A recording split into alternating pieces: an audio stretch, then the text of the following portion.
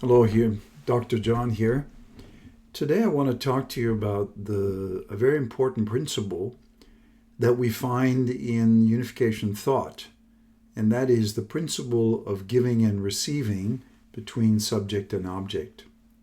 Now this relates back to many years ago an understanding based on systems thinking, and that is that the universe we live in and our very own lives, our very own physical body, is a system. Systems can vary from very small microscopic levels to universal ones. For example, the body is maintained through the proper giving and receiving between cells and organs. So in that way, systems exhibit certain characteristics.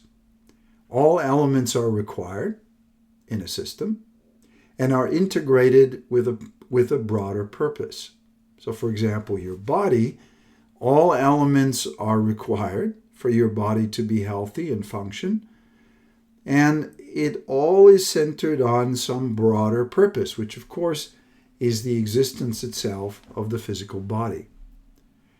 Now, the other thing is that systems can also be part of bigger systems. So myself as an individual, I'm an individual system, but I'm part of a bigger one, and that is the family, a society, or my relationship to nature. Now you may ask why, is this all important?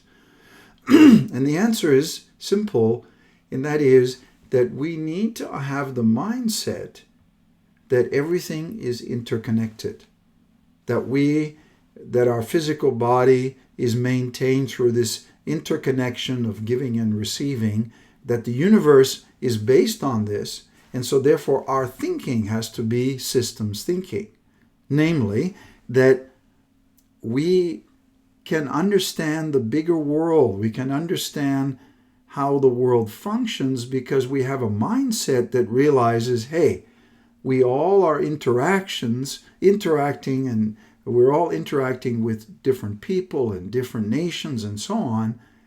And this is actually how the universe functions. This is an important principle because it makes us realize that we are part of bigger wholes, that we ourselves are an integrated system, and we have a broader purpose. Now that brings us to this topic, that we come to know the world and change the world when we interact with it. We know this.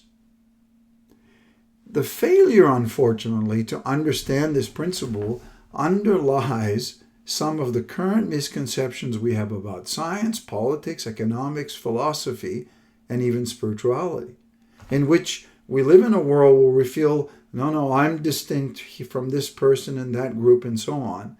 Systems thinking makes us change our view, our mindset, into a bigger and more global view that actually we are not isolated elements and that everything is interconnected between elements. And because of that, we are all interdependent.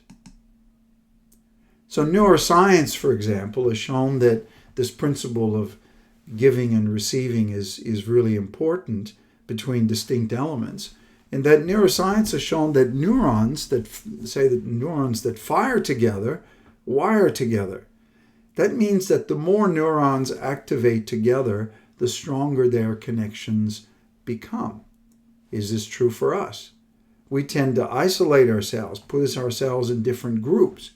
But in fact, we should be doing completely the opposite in the global village, and that is that we should really be connecting with people from different views and faiths and ideologies, and get to be with them and learn from them and have more and more giving and receiving. And as a result, we will come together more closely. So this principle of giving and receiving is so fundamental if we look at, for example, the negative feedback and positive feedback. I'll give you an example of this. The example of negative feedback is when your mind pursues a goal and it resists the impulse of the body, let's say, to be lazy. Let's take example, you want to You decide, yep, I'm going to make a resolution to exercise. So you start by, in that sense, you take negative feedback because your mind will pursue the goal of, doing exercise. But that means that at times your mind will have to resist the impulse of the body to say, yep, I don't feel like doing this.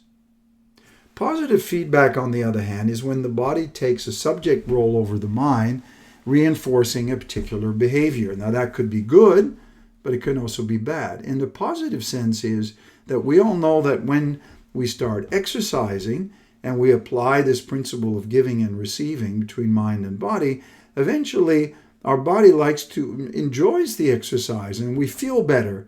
And this actually can act as positive feedback.